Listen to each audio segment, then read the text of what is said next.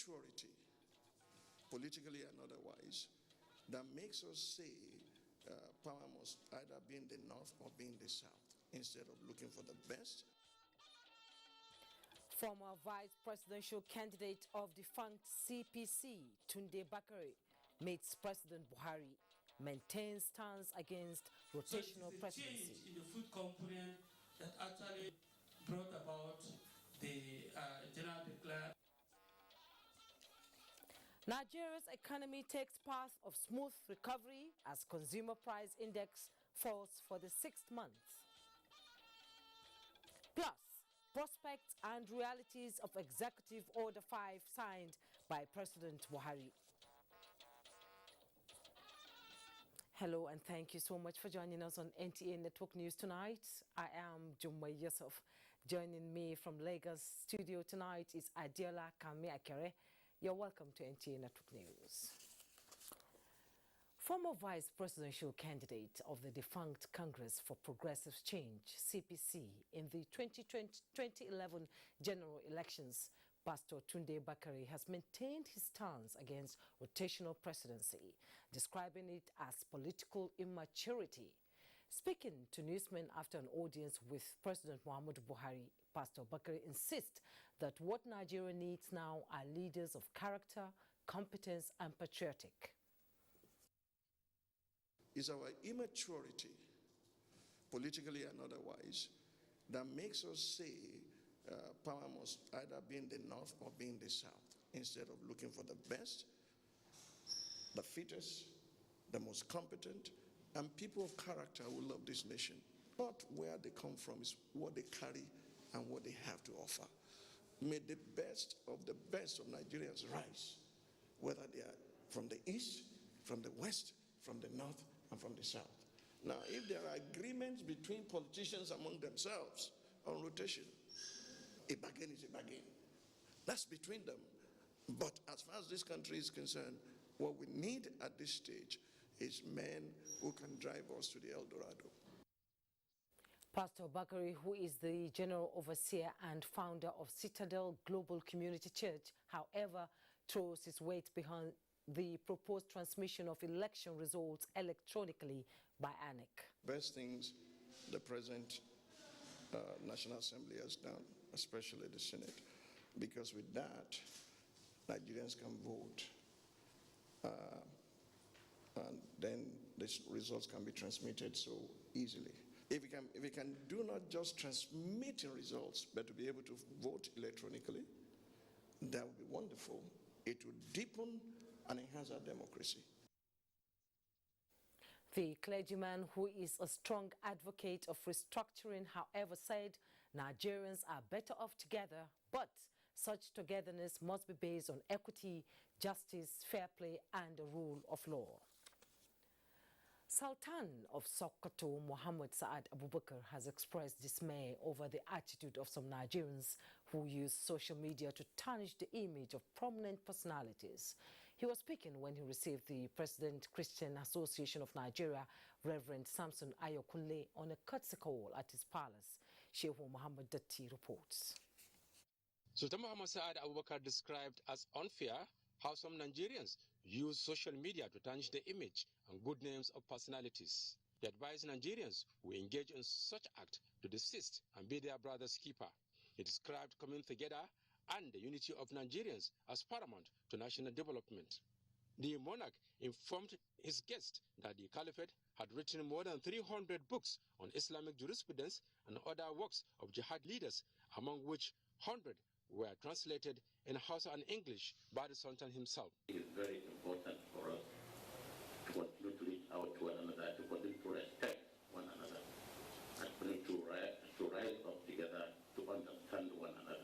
The President Christian Association of Nigeria, Reverend Samson Ayokule, appreciated the warm reception accorded him and his entourage. He extolled the leadership style of the Sultan, which he said is worthy of emulation. He described Sokoto as home for all, irrespective of ethnic or religious backgrounds. We have been seeing some improvements, but they can do better.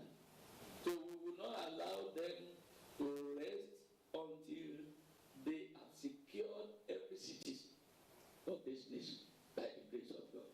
Meanwhile, President, Reverend Samson Ayokule, had earlier met with different Christian denominations in Sokoto State.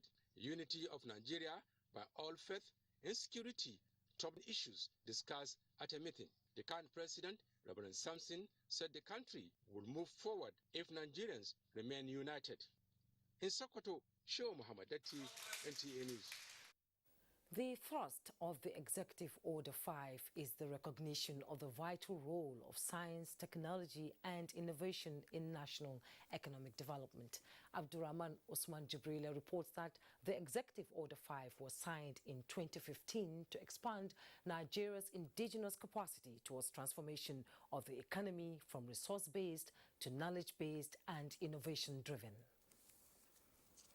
The main objectives of the order include harnessing of domestic talents and the development of indigenous capacity in science and engineering for the promotion of technological innovation needed to drive national competitiveness, productivity and economic activities. The Monitoring and Evaluation Council, which will be chaired by President Muhammadu Buhari, is to ensure consideration is given to Nigerian-based experts unless otherwise. The aim is basically to enrich the local content which Nigeria is blessed with. Presidential Executive Order number 5, in essence, is placing our manufacturers, our entrepreneurs, our professionals at the very center of economic activity. I must say this is perhaps the best thing that has happened to the manufacturing sector of Nigeria ever. I believe that we are now set to create the kind of economy that Nigeria deserves and has always had the capacity to achieve. And we have everything. We have the market, we have the resources, we have indeed the talent to be able to do it. It is expected that the order will enhance the achievements of the nation's development goals across all sectors of the economy. Abdurrahman Usman Jibrila, NTA News. And joining us live in the studio to speak more on the Executive Order number 5 is Dr. Kayode Ajolo, a legal consultant and public affairs analyst. You're welcome to Network News. Thank you it's very a pleasure much. to have you join us. Pleasure. Thank you. From 2015 to now, the Executive Order is finally coming into effect. Tell me, where do you see the future of Nigeria with this Executive Order, which targets wealth creation, job opportunities, and strengthening the nation's economy? Where do you see Nigeria? Thank you very much. Basically, the Executive Order was signed in 2018. Okay. That is precisely the 5th of February. And after 3 days, it was gazetted. It has been there, and that is one of the reasons one has to commend the NTA for trying to read this order. The order as it is more or less the issue of local content, and if I must use my word, it is like promotion of Nigerian content. And I must say, it is more like a gift to Nigeria, to professionalism in Nigeria, in the sense that everything, particularly when it comes from the basic of contract, science, technology, acquisition, is basically Nigeria. And that is one, and I believe the president has to be commended. He has to be commended for making such an order in which that it keeps professionalism in Nigeria. Nigerian, we know that in everything, even when it comes to bidding for contract, it must first be Nigerian companies. What must be? Even this order, I must say, even they directed the Nigerian immigration when it comes to issuing of expatriate quotas, that anywhere you know that Nigeria can do the job, why are you issuing and bringing expatriate from outside the country? And I think this is the way it should be. And what we must be discussing is how are we going to make this order effective? Because it's 2018, as I mentioned. The order has been there. And I want to believe that that is why it is being again reintroduced to let Nigeria know that the president has done something great for the professionals in Nigeria, and it is for us to ensure full implementation of our order. And you should know, executive order is more like a directive to the federal agency, and in tandem with what the law says. And when you check the court order very well, you'll find out that it is an offshoot of the Public Procurement Act of 2007, in which, when it comes to you need to patronize Nigeria, Nigerian content as to be taken into consideration. Not only taken into consideration, must come first before any other thing. But still today, you see some foreign companies coming, both architects, engineers coming in face of this order. And I think this shouldn't be, because the president make the order and it has to be followed. Okay, the order is to, encourage indigenous professionals in the planning, design, and execution of national projects. But there's a catch. Anybody professionally trained in Nigeria and working must register with the regulatory bodies to be able to key into this order. No, certainly not only registering with the regulatory body. The first stop first will be the CAC, that's Corporate Affairs Corporation, where your company has to be registered. Then every other Nigerian regulatory body, even professional body, you have to be a member. Without you being a member, how can you be satisfied? How can we know actually where you're coming from? And these are the things, and I want to believe that apart from what the NTA is doing, all those professional body, they need to come up, they need to rise up to this task and promote that order to ensure that this order is for Nigerian. And whoever may be professionals should be able to stand and to say, look, my president has done this and we must follow it to the total. So, before we go, where are Nigerians going? When are they going to start, experiencing the impact of this policy? And how will it stall the brain drain in Nigeria? I think the best way, I think immediately the order has been signed, they should start. And there's another thing. Another thing is to now enforce. Order may not be enforced, but the order may be activated and may be reactivated, and I believe that's what we're doing, and I believe that is why the issue of that monitoring evaluation committee we're saying today or yesterday about the order. It is, and again, a law, it's like a candy has been given to you. It is how you effectively, how you make use of that candy that what really matters. So what about the long-term impact of the order? The long-term impact, of course, you should know. When we talk of Nigerian first it will promote professionalism.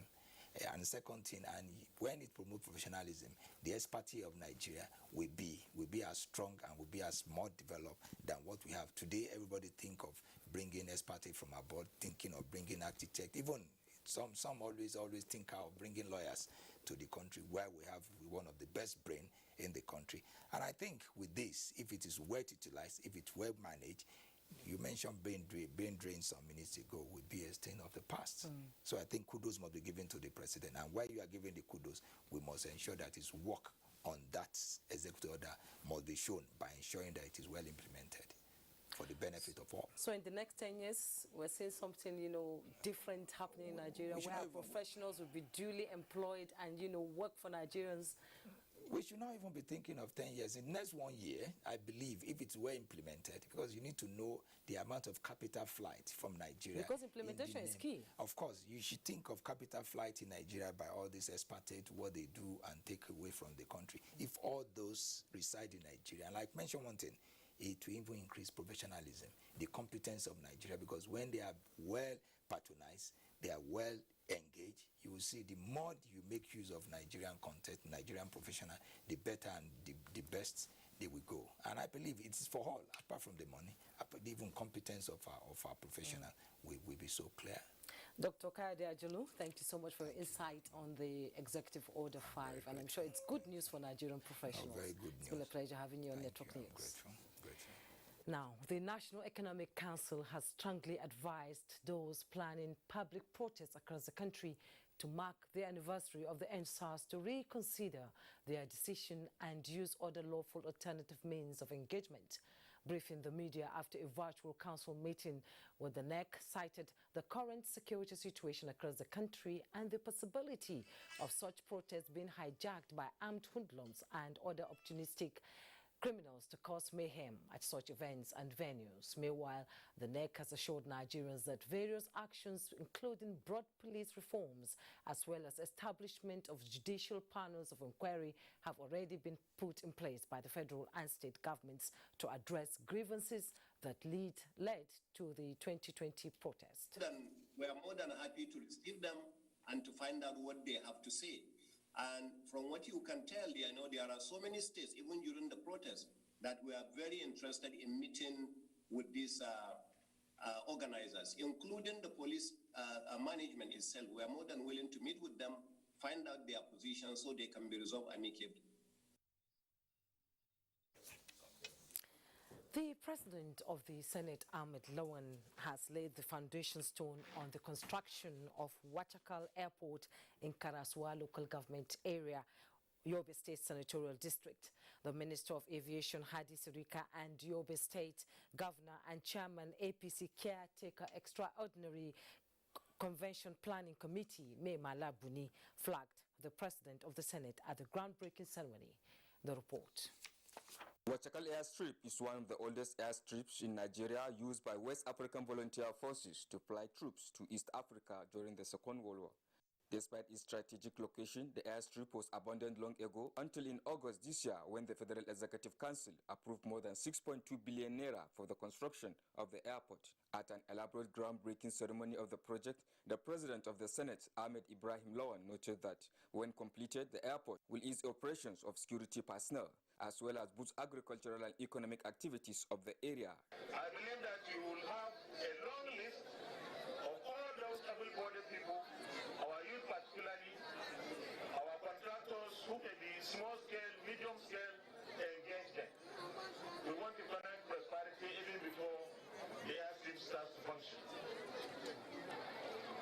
This airstrip, when completed, will ease transportation of goods and services into and out of the space, thereby increasing the volume of trade, creating employment opportunities, and improving the economy of the people. It will change the dynamics, it will change the economic activity and the well-being of the people that are in this particular location, and by extension, Yobe State and Nigeria as a whole. Some residents, while appreciating the federal government for the initiative, expressed optimism that the airport will fast-track development of the area. The airport is expected to be completed in 12 months. In Damaturu, Adam Yusuf Ali, NTA News. The House of Representatives Committee on National Security and Intelligence will facilitate reforms for improved service delivery by the Presidential Air Fleet. National Assembly correspondent Lami Ali reports that the committee went on an evaluation visit to the fleet in Abuja. The Presidential Air Fleet is responsible for the airlift of the President of Nigeria and the Vice Presidents and other important persons as directed by the President. The Nigerian Air Force and the Office of the National Security Advisor are involved in the operations of the fleet. This visit by the House Committee on National Security and Intelligence is for performance evaluation and to ensure that services provided are not compromised. I would want to commend the agency for sustaining an enviable record of no accidents so far in its history. This track record should be sustained, and the committee is willing to assist in this regard. Everybody has a job to do. In that pit, you will change tire, you will service the car, you will fuel the car, they will clean it. Average time there is, I think, 12 seconds. The meeting also enabled the committee to obtain information on budgetary releases and other challenges towards addressing them. Lami Ali, NTA News. You are watching NTA Network News at 9. Some messages. The news continues shortly. Don't go away. You're welcome back. The federal government has released a revised international travel protocol for travelers coming into Nigeria with effect from Monday, 25th October 2021. The revised protocol released by Chairman of the Presidential Steering Committee and Secretary to the Government of the Federation, Boss Mustafa, indicates that persons arriving in the country on business trip or official duty for less than 7 days must be fully vaccinated. Such persons must also produce a negative COVID-19 PCR test result 72 hours before boarding and are bound to take another PCR test on day 2 of their arrival. Unvaccinated and partially vaccinated inbound passengers will be required to observe a 7-day mandatory self-isolation in addition to taking COVID-19 PCR test on day 2 and day 7 after arrival. However, fully vaccinated inbound passengers will not be required to observe the 7 days mandatory self-isolation, but will be required to do a COVID-19 PCR test only on day 2 of arrival. Meanwhile, all travelers arriving in Nigeria must present a negative COVID-19 PCR test result conducted not more than 72 hours before boarding. PSC Chairman Boss Mustafa notes that the review of the protocol is based on science, national experience, and global developments. To the economy now, the federal government is establishing a special market and small-scale mineral value additional cluster in Kano State. It is aimed at creating more jobs through the non-oil sector, with the Minister of State, Mines and Steel Development, Uche Chukwu Oga, performing the groundbreaking ceremony. Abdullahi Mustafa reports. This project is part of the post-COVID-19 intervention under the federal government's Economic Sustainability Plan. The Kano Gold Souk aims at creating an artisanal and small-scale mineral value addition cluster, formalize the activities of the artisanal miners in Kano, which is the commercial hub of northern Nigeria and a major gold trading center in the country. We are giving you the opportunity to come and work with government so that you can have prosperity in mining. We believe that the establishment of this gold will help the artisanal miners to be richer than what they were before. Kano State government donated the land being used for the construction of the facility. It's an indication that Mr. President has accepted, as his earlier mentioned, business is not as usual. We must break away from the mono economy of oil to diversify other sources of the economy, including agriculture and mining. The proposed Kano Gold Souk is expected to serve not only traders but artisanal gold miners from the northern part of the country. In Kano, Abdullahi Mustafa, NTA News.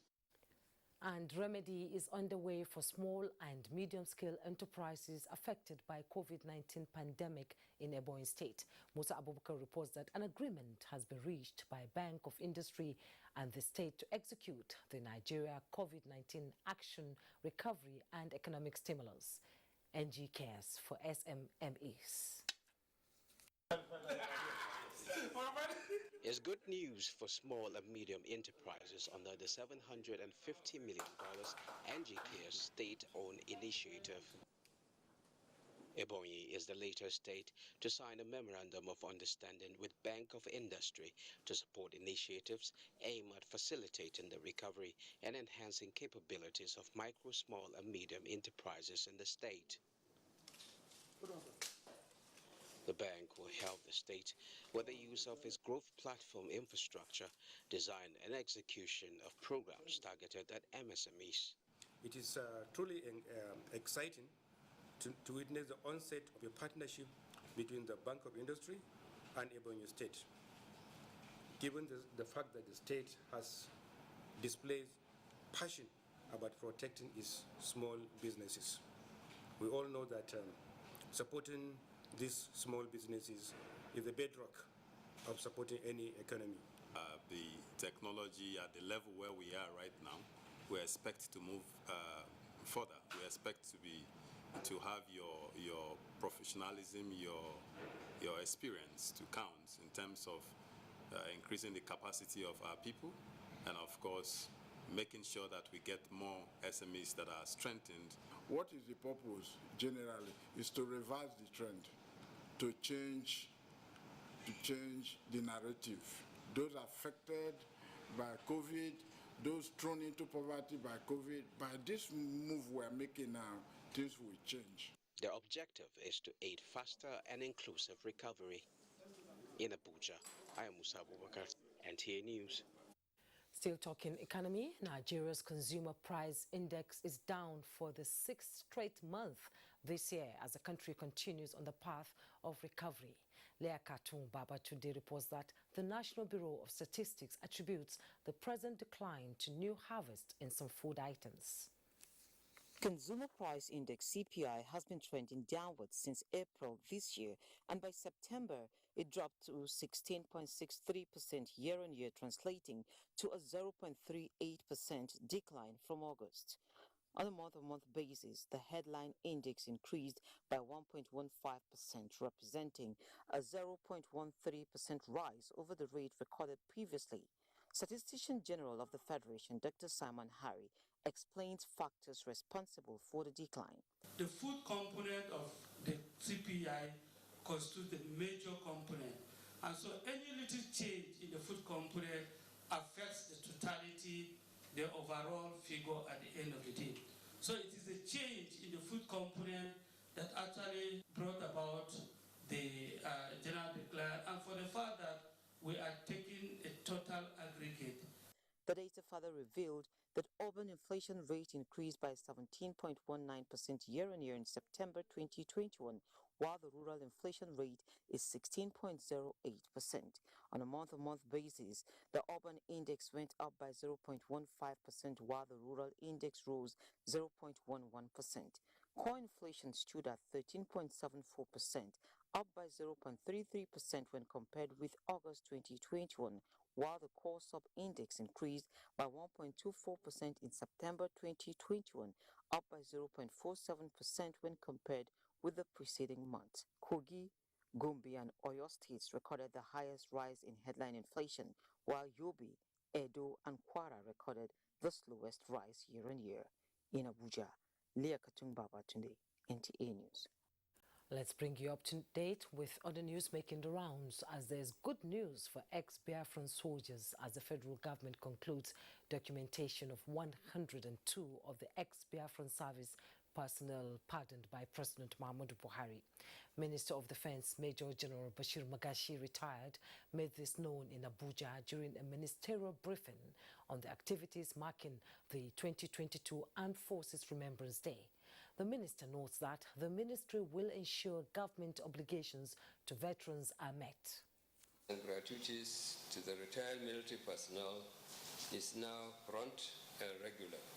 It will interest you to know that the Military Pension Board just concluded documentation of ex-Biafran personnel totaling about 102 who are pardoned by Mr. President. Francis Form reports that the minister appeals for support towards the welfare of veterans and families of fallen heroes through donations and purchase of Armed Forces Remembrance Day emblem. The year 22 celebration will further afford us an opportunity to reflect on sacrifices made in the current war against insurgency by our service personnel in maintaining peace and security in the country. The 2022 activities for the Armed Forces Day Remembrance includes Legion Humanitarian Day Emblem Lunch, Jumat prayers, interdenominational service, and wreath-laying ceremony. Time now to join Adiola in our network studio in Lagos for more on NTA Network News tonight. Hello, Adiola. It's good to see you. Hello, Jumai. Good to see you too. The Nigerian Ports Authority says it is putting needed infrastructure in place to drive reforms that target better environment for ease of doing business in the country. According to Managing Director of the agency, Mohammed Bello Koko, he said this while inspecting Apapa Port Complex, controlled tour recently under renovation. Adeniyi Taiwo reports. As a key parastatal in the current administration's effort at diversifying the economy, the Nigerian Ports Authority is required to constantly reform and refit to meet contemporary demands. This control tower provides an aerial view of the entire Apapa Port complex, offering marine pilots a vantage position to sight and communicate with incoming cargo ships. Fully convinced that bringing reforms to both personnel, operations and processes is key to success, the acting managing director of NPA, Mohammed Bello Koko, called at the Apapa Port Complex Control Tower to interact with marine pilots and monitor ongoing renovation at the tower. When completed, the tower, first built in the 70s, is expected to parade new cutting-edge radar system that can aid sighting and signaling of cargo ships, as well as decent accommodation for harbor masters. We have to provide necessary equipment, one of which is the control tower. In the recent weeks, we have also ensured that a lot of marine equipment are being deployed to the ports, both in the east and here. We've procured pilot cutters and security patrol vessels that are also being deployed. The faster the communication, the more efficient it is, the faster the vessels will come into ports to berth. After bringing the pilots up to speed on its vision, their expected roles, and ongoing plans to improve their condition of service, the MD also inspected vandalized gate control systems at Tinkan Island Port. It's not as serious as it was reported on the social media and other news agencies and news medium, but it will have to be reinstalled again. Unfortunately, with this vandalism and destruction, it means that the system is not necessarily compromised, but it's not going to be effective. The misguided attacks notwithstanding, the managing director says NPA will continue to work with other relevant agencies to deliver on its mandate, especially with regards to ease of doing business. In Lagos, Adeni Itaiwo, NTA News. Now, the federal government's intervention projects across the Federation is yielding positive results as the ecological project has handed over a completed jetty in Ajegunle to the Nigerian Inland Waterways Authority in Lagos. Minister of State Health, Senator Olorunimbe Mamura, says the project will address ecological challenges of siltation, flooding and pollution of ferry channels in Ajegunle and its adjoining communities. It is estimated that an average of 6 million commuters transit from the Lagos mainland to Lagos Island. This takes travel time of 3 hours, whereas ferry transportation through the inland water takes 30 minutes to get to the destination. This will also take off 2 million commuters from the Lagos gridlock. But the high pollution rate, flooding along the riverbanks, as well as siltation along channels have, over the years, constituted hindrances to ferry services in Lagos, which is why the need to resuscitate, upgrade existing jetties, and make the ferry routes operational becomes imperative. The completion of the project has further demonstrated Mr. President's commitment to addressing problems confronting various communities across the country. This project intervention will provide succor to the communities whose lives and properties were hitherto now in danger. I want to appeal to you to please see this project as your project. Representatives of the host communities believe that the project will to a large extent reduce the burden of having to stay hours in traffic. Most of our people in the community going for their work, they suffer so much. But we are happy now getting a short road that can lead them to their working place at Apapaye. Expecting such a thing from the government. This is one of the developments we have been seeing. The federal government, through the ecological project, says it will continue to embark on projects that have direct impact on the lives of Nigerians. In Lagos, Ruth Ariel Samuel, NTA News. And those are the stories from this end. We'll take another break. The network news will continue thereafter. Please stay with us. Thanks for joining us. Minister of Labour and Employment, Dr. Chris Ngige, says disbursement of the 30 billion naira revitalization fund for public universities is expected to commence by the end of October 2021. Dr. Chris Ngige made this known after a meeting between representatives of the government and ASU. Joseph Ose reports. Assessing level of implementation of the 2020 Memorandum of Understanding signed by both parties is what on the table. But the Academic Staff Union of Universities, ASU, is not sounding happy as agreement reached in previous engagements are yet to manifest. Many of our colleagues have still not been paid since February 2020. And the reason IPs is given, I hope they are here, the reason they are giving is that they don't have IPs number. Minister of Labour and Employment, Dr. Chris Ngige, appeals for calm, says modalities are in place to commence disbursement of revitalization fund to public universities and the over 22 billion naira and academic allowances. 38 universities and an agric center benefited from that. Some other universities will not get because they didn't pass the test. They were now asked to go back and get certain things. So they're coming back. I think there are about 11 universities. Other issues discussed include inconsistency in IPPIS, University Transparency Accountability Solution, and the 2009 renegotiation agreement, which parties agreed to continue seeking amicable solutions. In Abuja, Joseph Utsen, NTA News. Because visibility is reduced at night and reaction time is generally slow, the core public education officer of the Road Safety Corps, BC Kazim, is advising motorists to always take precautionary measures before embarking on night travels. Joseph Osen has more. Anthony Justice is one among many motorists in Nigeria who used to prefer traveling at night, especially for long-distance journeys. He's getting set for another trip, but says he no longer feels comfortable as most federal highways are not safe. Many people don't see well at night, so it causes a lot of accidents. So I normally look at the vehicle I want to board before boarding a night journey. We need to fix our roads. It needs to be a good car. Like Anthony, many Nigerians have abandoned night travels and only do so when they have no options. Disadvantage is just like if there is emergency in the night, the risk is on a higher side. The Federal Road Safety Corps is, however, advising motorists traveling at night to ensure that vehicles are in good shape, as emergency services are hard to get.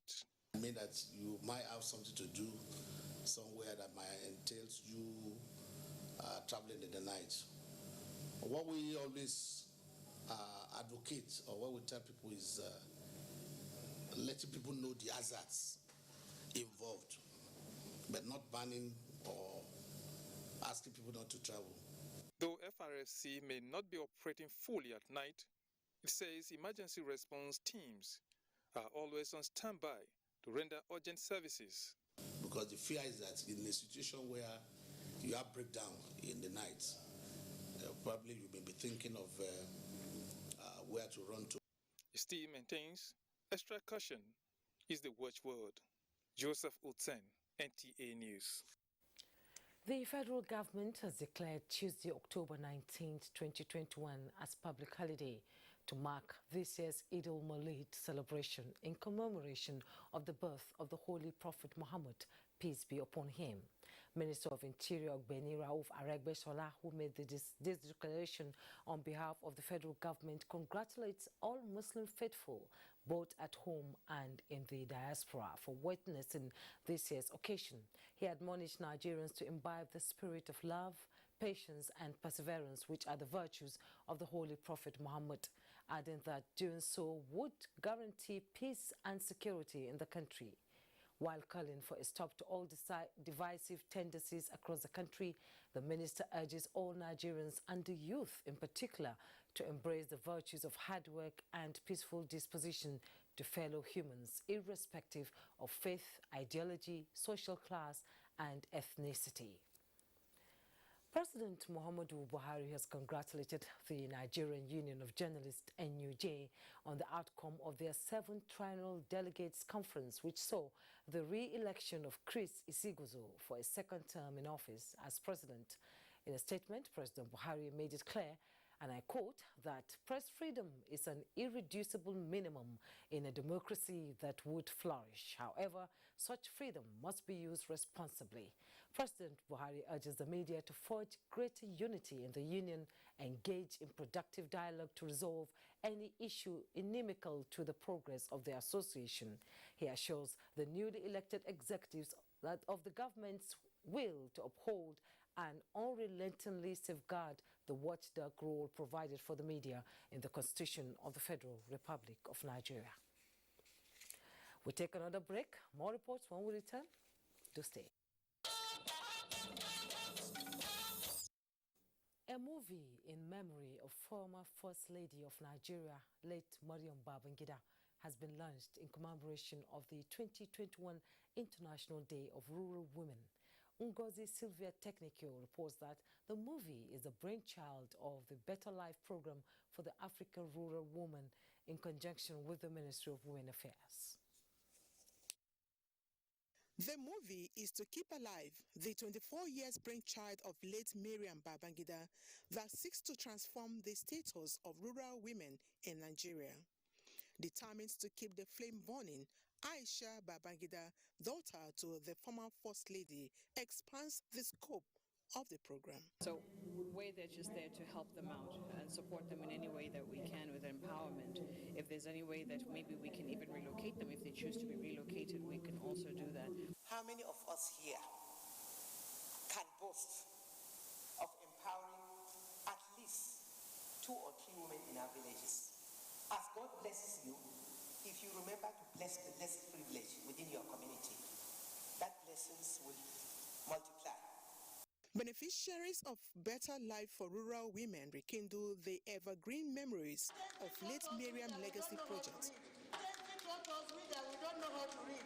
We must read because nobody was born with reading. Can face cars, being under the sun from morning to night, trying to face cars and make ends meet. The movie seeks to appeal to the conscience of Nigerians and the world to reach out to the less privileged and leave an indelible imprint. Ngozi Silva, Technical, NTA News. And next, it's sports update with Ayodeji Makinde. Ayodeji, what's happening in the world of sports these days? The countdown to the 2022 Commonwealth Games started. Welcome to Sports Update. After visiting 2 countries, the Queen's Baton is in Nigeria for 2 days and continued the official countdown to the 2022 Commonwealth Games in Birmingham, United Kingdom, from July 28 to August 8. The iconic symbol was received at Nnamdi Azikiwe International Airport, Abuja, by Nigeria Olympic Committee President Habu Gumel on Friday. The traditional thing for this Queen's Battle Relay to go around to all the 72 Commonwealth countries. And I'm happy to say that Nigeria is the first country that is receiving this among the African countries. And we are happy that we are receiving it, and we want to assure the public we are going to enlighten the public. While in the country, the baton will be presented to President Muhammadu Buhari before it continues the tour of 72 Commonwealth nations over 294 hours. Elsewhere, the maiden Osma Sahel Games is set to climax Saturday with week-long championship is part of efforts by the military in the Sahel region to foster unity and strengthen cordial relationship. Nigeria Chess Federation moved a step further in its development program by participating in a virtual friendly game with Hungary as they continue to comply with COVID-19 guidelines by the Presidential Steering Committee. President of the Federation, DIG Sani Mohammed, retired, says despite Nigeria losing, they encounter 3.5 to 8.5 points in 2 rounds. More tournaments will be organized to improve rankings of players both nationally and internationally. One is to foster diplomatic relations. Secondly is to study our inadequacies and seek for technical assistance so that we could improve. You could see from first round of 2 rounds were played. The first round ended in a draw. The second round, they had an edge. Of course, you could see that they had to fight hard. Actually, I have to congratulate to the participants and the organizers. Nigeria was excellent. The tournament is the first virtual championship to be played in the country. And that's your sports. It's back to Jamaica. Thank you so much, Ayodeji Makinde, on Sports Update there. The Director General of the NTA, Yakubu Ibn Muhammad, has described the passage of the paramount ruler of the Jukun race and chairman of the Taraba State Council of Traditional Rulers, His Majesty Dr. Shekaru Aguiu Masa Ibi, who joined his ancestors at the age of 85, as a great loss. In a condolence message to the Jukun and Taraba Traditional Councils, the Director General said the loss of the monarch represents the end of an era, as the royal father had spent over 4 decades providing wise counsel to all and sundry. Malam Yakubu said the late Aku Uka was a man of integrity. While condoning the Governor Darius Isiaku and all descendants of the great Kwararafa kingdom, the DG prayed God to grant the royal father eternal rest and comfort the Juku Nation and the entire people of Taraba State. Now let's take a look at tomorrow's weather prospect.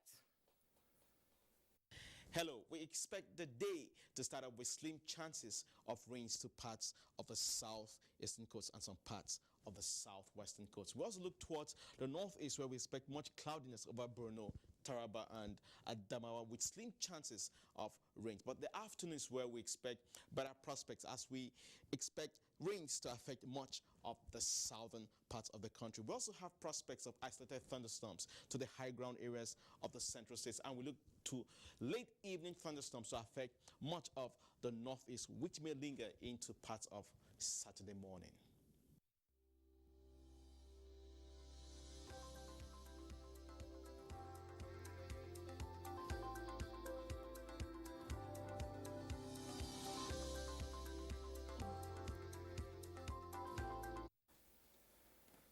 That's NTA Network News for tonight. Well, before we go, don't forget to step up, be a star, join NTA in the fight against rape and rapists. I am Jumbai Yusuf.